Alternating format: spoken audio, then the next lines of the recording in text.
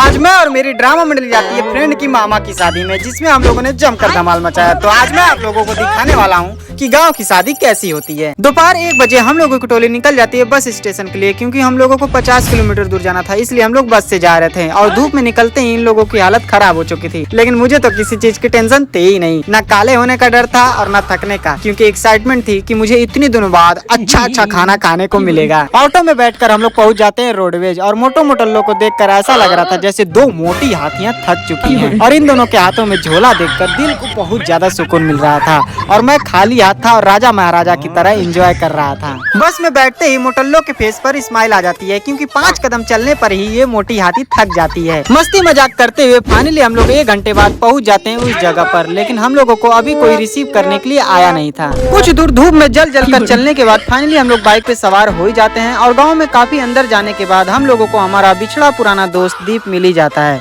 जो कि दिखने में बिल्कुल फटीचर जैसा लगता है। तो यही वो इंसान जिसकी जिंदगी बर्बाद होने वाली है। तो गाइस, आप लोगों ने संस्कार का नाम तो सुना ही होगा, जो कि इस लड़की में कूट के भरा है, क्योंकि ये लड़की दिखाना चाहती है कि शहर की लड़की जींस टॉप में भी अपने संस्कार को नहीं भूली, भले ही अपनी मम्मी का पैर नहीं छूती हो। तो इस मोटल्लो के संस्कार दिखाने के चक्कर में हम लोगों को जो मिठाई मिली थी खाने के लिए, वो खटिये पे से गायब हो चुकी थी। अब लगता है पानी से ही काम चलाना पड़ेगा। तो अब हम लोगों की टोली निकल चुकी थी एंजॉय करने के लिए, और ये लोग जाते ही डांस करने लगते हैं, लेकिन मैं तो अकेले खड़ा था, क्योंकि मुझे जब तक कोई बोलेगा नहीं मैं डांस करूंगा नहीं।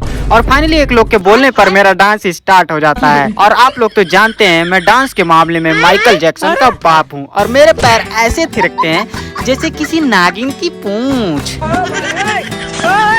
इतना औसम डांस करके मुझे लग जाती है भूख, और मैं अपनी ड्रामा मंडली के साथ बैठकर ठूसने लगता हूँ। फिर हम लोग निकल जाते हैं दूल्हे की एक रस्म के लिए, जिसमें दूल्हे की आंख पर पट्टी बांध दी जाती है, और दूल्हा गधे की तरह पीछे की तरफ गड्ढे में कुछ गिरा रहा था। मुझे तो इस रस्म का नाम बिल्कुल भी नहीं पता। अब आप ही लोग कमेंट में बता दो कि इस रस्म का नाम क्या है। दूल्हा अपनी बर्बादी की खुशी से पागल हो जाता है और मजे से डांस करने लगता है, और ये सब देखकर मैं बड़ा कंफ्यूज था, क्योंकि कोई अपनी बर्बादी पर इतना ज्यादा खुश कैसे हो सकता है यार। क्या मजा आ रहा है गाँव में विसर्जन करके।